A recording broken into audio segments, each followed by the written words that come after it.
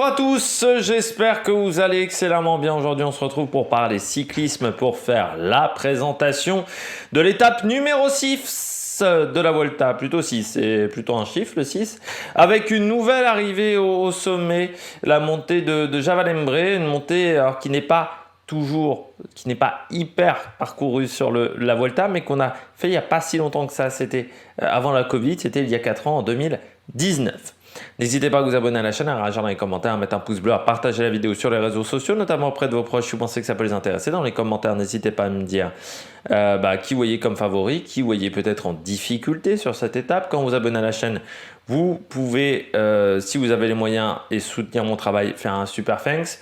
EPS 2.0, c'est sur les plateformes de podcast Amazon, Deezer, Spotify, Google, c'est l'histoire du sport. Vous avez 9 podcasts qui sont déjà en ligne. TikTok, le débrief juste après l'arrivée, en 2 minutes 30, 3 minutes.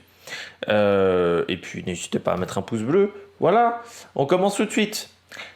Nouvelle arrivée au sommet, c'est la deuxième en 6 jours. Eh ouais, quand même, ça fait un petit peu beaucoup, mais c'est la Vuelta, on est un petit peu habitué aussi. Depuis que les Vuelta ont été repris par ASO en 2008-2009, on est un peu à la course à l'échalote au niveau des arrivées au sommet. Une difficulté connue, atypique, cette montée de Javalembre très dure. Elle se suffit à elle-même. Alors il y aura 2 côtes de 3e catégorie mais qui seront en début de journée. Ça ne veut pas dire que l'étape est toute plate parce qu'il y a pas mal de routes en prise pendant la journée. Il y a pas mal de petites bosses sur le parcours pour traverser l'Aragon. Pas mal de temps aussi, on va être au-delà de 1000 mètres d'altitude ou aux alentours de 1000 mètres d'altitude. Mais c'est une montée sèche. Il n'y avait pas besoin de mettre de grosses côtes auparavant, ils l'ont compris parce que c'est un peu comme la super planche des belles filles, c'est infernal. C'est 7 km vraiment extrêmement compliqué. Alors auparavant, c'est pas non plus facile, mais les 7 derniers kilomètres, waouh, c'est monstrueux du côté de cet observatoire de physique. Et puis, ça devrait faire des écarts entre les leaders, hein, parce que là, on ne va pas vraiment pouvoir se cacher. Donc, même si ce n'est pas un leader qui gagne l'étape, il y aura des écarts entre les leaders, parce que la montée va faire extrêmement mal, avec des gros pourcentages. Il faut faire attention parce qu'une montée sèche, c'est pas toujours facile à gérer, surtout quand on est dans le dur d'entrée. Donc c'est pas toujours facile de se mettre dans le rythme sur des montées comme ça avec des gros pourcentages. Donc il faut faire très attention de ne pas se mettre en sur-régime parce que sinon on explose complètement. Il faut vraiment monter à son rythme, connaître ses valeurs de watts et monter à son rythme. Dénivelé positif, quand je vous disais que c'était pas plat, 4013 mètres selon Pro Cycling Stats. C'est la 5e étape avec le plus de dénivelé positif, même si techniquement on n'a qu'une montée sèche. Il y aura de l'écrémage, peut-être de la fatigue avec les différentes montées au cours de la journée. On regarde tout de suite le profil de cette étape. On regarde le parcours de l'étape du jour, cette étape numéro 6 entre le Val d'Uccio et l'Observatorio Astrofisico de Javalembre. Bon, l'observatoire d'astrophysique de Javalembre, c'est-à-dire un peu comme en haut du pic du Midi, c'est un petit peu le même principe. Étape où on a une montée, c'est-à-dire que les 2 côtes précédentes, certes, ça va faire du dénivelé positif, parce qu'il y a pas mal de dénivelé positif comme vous l'avez vu sur cette étape, mais en gros, c'est la montée finale qui est vraiment le mastodonte de cette journée, sinon ça sera plutôt des routes en prise dans cette première partie de course de 184 km.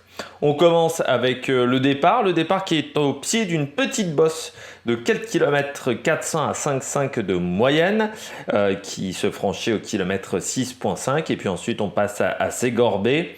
Au Puerto de Arenilla, 5 km 5 à 4,7 de moyenne, côte de 3e catégorie. À ce moment-là, on sera encore du côté de la communauté de Valence et puis au fur et à mesure de la journée, on arrivera du côté de l'Aragon. Ce Puerto d'Aranillas, on le regarde tout de suite, il arrive au bout d'une heure de course à 140 km de l'arrivée. C'est très roulant, 4-5%, vous voyez. En fait, le principe de cette journée, c'est qu'avant la dernière bosse de la journée, on est sur des routes en prise, mais pas forcément sur des grosses difficultés. On redescend vers Montaneros, on passe l'Alto Fuente de Rubieros, 6 km 2 à 6% de moyenne, côte de 3e catégorie, km 83,5, on le regarde tout de suite. Là, il y aura déjà 1 km à 9,6. On était, je pense, à la limite entre 3e et 2e catégorie, parce qu'on a eu un 2e catégorie la veille qui était pas très dur. Donc vous le voyez avec pas mal de pourcentage, là un peu plus de pourcentage, mais ça reste quand même assez court. C'est 2-3 km voilà, avec des gros pourcentages, 7,4, 9,6, 7,3. Sinon le reste est un petit peu plus facile et surtout on est encore loin de l'arrivée. Hein, à l'Alto de Rubielos, on est encore à 100 km de l'arrivée. Ensuite vous voyez des gros plateaux entre 800 1000 mètres d'altitude. Manzanera, Sarion, le sprint intermédiaire à Torreras, 13 km 1 à 2,7 de moyenne pour le sprint intermédiaire, où on sera à 1300 mètres d'altitude. Alors ça, il va falloir le prendre en compte, on est quand même sur des plateaux du côté de l'Aragon, au-delà voilà, au niveau de 1000 mètres d'altitude. Donc, alors c'est pas catastrophique au niveau de l'oxygène, mais il y a une chouille moins d'oxygène. Alors sur la longueur, ça peut peut-être avoir des effets. Je suis pas sûr que c'est des gros effets quand même. Et puis on redescend à Petroriras, où on sera à une vingtaine de kilomètres de l'arrivée pour prendre la montée de Javalembre vers l'Observatorio Astrofisico. 11 km 1 à 7,8 de moyenne, côte de première catégorie. Et c'est dur, Javalembre. C'est très dur parce qu'il y a d'énormes pourcentages sur la deuxième partie de montée pendant 6 km. En fait, si on avait pris les 6 derniers kilomètres, vous êtes sur des pourcentages qui sont quasiment tout le temps au-delà de 10%, de 9%, de 10%. C'est énorme. Des pourcentages max qui ne sont pas si énormes que ça. C'est 13%, 12%. Donc, c'est-à-dire qu'on est sur des pentes qui sont très régulières. Il n'y a pas de grosse rupture de pente. Mais ça monte dur. Et surtout, bon, vous avez de l'altitude. Et puis, on est sur des coins qui sont très dégagés.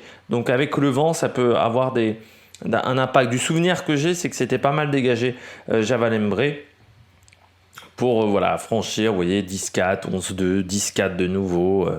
C'est très très compliqué sur les 6 derniers kilomètres. 6-7 derniers kilomètres sont vraiment durs, violents sur cette montée de Javalembre avec des très très gros pourcentages. On regarde les virages de cette montée. Bah, c'est pas si difficile que ça. Vous voyez, il y a quelques épingles, mais c'est pas très dur. Et puis par contre, on va voir l'arrivée de très loin. Vous voyez, quasiment à 5-4 km de l'arrivée, on le verra vraiment, la zone d'arrivée. Un dernier virage, bon voilà, cette zone-là qui est un peu technique dans le final si on est nombreux.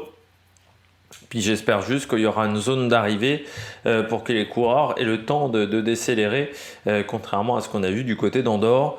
Mais ouais, non, le final n'est pas hyper technique. Il n'y a pas tant de virages que ça, par contre, du pourcentage. Donc c'est ça qui est compliqué parce qu'on voit le bout du virage comme ça au loin, avec une pente qui ne se finit jamais. Eh bien, je crois qu'on sait tout sur le parcours de cette étape. On regarde tout de suite l'histoire de la Vuelta. Du côté de l'histoire de la Vuelta, ça va être assez court. La zone de départ, eh ben, on n'a jamais fait d'autres départs. C'est une ville départ inédite. Et du côté de l'Observatorio Astrofisico de Javalembre, eh bien, on a déjà eu donc une arrivée. C'était en 2019. C'était lors de l'étape numéro 5, 170 km, d'une étape assez similaire. À l'époque, on avait 3700 mètres de dénivelé positif. Donc vraiment 2 profils d'étape similaires. Et c'était une échappée qui s'était imposée avec un doublé pour la Burgos BH avec la victoire d'Andrel Madrazo devant Jetsebol avec José Herrada. Miguel Andrel Lopez avait pris la 4e place à 47 secondes. Valverde Roglic à 59 secondes avait fait 5 et 6. Pogacar 7 à 1,29 devant Quintana, Sepkush, Chavez, Maïka, Latour, Uran, Roche et Ruben Guerrero. Et Madrazo qui était parti à 500 mètres du sommet en solo. Il y a Kelderman qui l'avait fait également à l'époque, cette montée. Et Daniel Felipe Martinez qui n'est pas au départ de cette épreuve. James Knox aussi l'a déjà fait à l'époque à la De Koninck Quick-Step. Geoffrey Bouchard également, François Bidard pour les Français et les frères Herrada. On passe à la météo, le temps sera ensoleillé. En début de journée, vraiment, on aura un beau soleil. Et puis, plus on se rapproche de l'arrivée, plus on aura des gros passages nuageux, surtout dans les 2 dernières heures de course. Mais le temps devrait être sec. Température comprise entre 27 et 29 degrés en plaine. Du côté de Javalembre à 1900 mètres d'altitude, on devrait plutôt être à 22 degrés. Le vent sera entre 15 et 35 km par heure. Favorable la majorité du temps, sauf entre le kilomètre 100 et on va dire le kilomètre 140 où la route change de sens et il sera à ce moment-là défavorable. Du côté de la stratégie, soit on a une grosse échappée qui va au bout avec des équipes qui décident de mettre 2-3 coureurs avec leur leader dans l'échappée. Mais il n'y a pas tant que ça de coureurs qui sont vraiment largués au général pour le moment. Ce qui veut dire qu'il faut au moins, aussi avec cette stratégie-là, et je pense qu'il faut au moins 5 minutes au pied. C'est-à-dire à 11 km de l'arrivée, il faut je pense au moins 4 minutes 35 minutes pour aller au bout.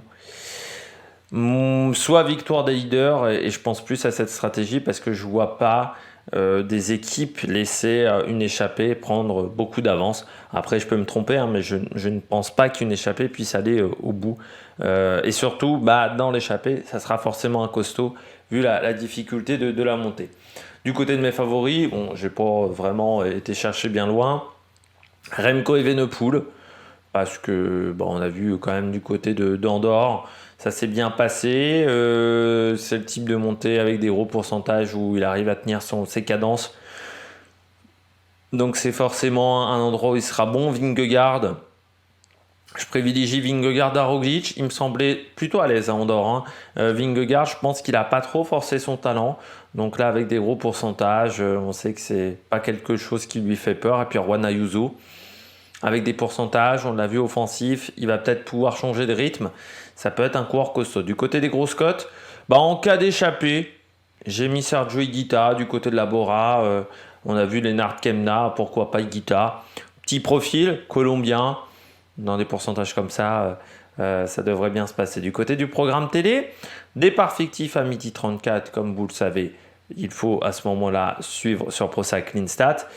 Eurosport 1 pour le roi de la pédale à 14h30, le direct à 14h50, on sera à 95 km de l'arrivée.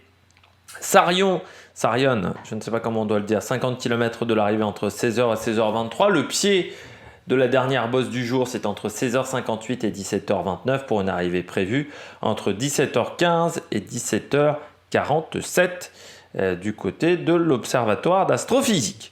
Nous, on se retrouvera entre 7h30 et 18h pour le débrief sur TikTok, le débrief sur YouTube 21h, la présentation demain 7h comme d'habitude. D'ici là, n'hésitez pas à vous abonner à la chaîne, à réagir dans les commentaires, à mettre un pouce bleu, débrief de la Formule 1 également, normalement en ligne aussi. Donc voilà, pour vous amuser et pour regarder d'autres contenus. Allez, ciao ciao sur l'Amérique Production.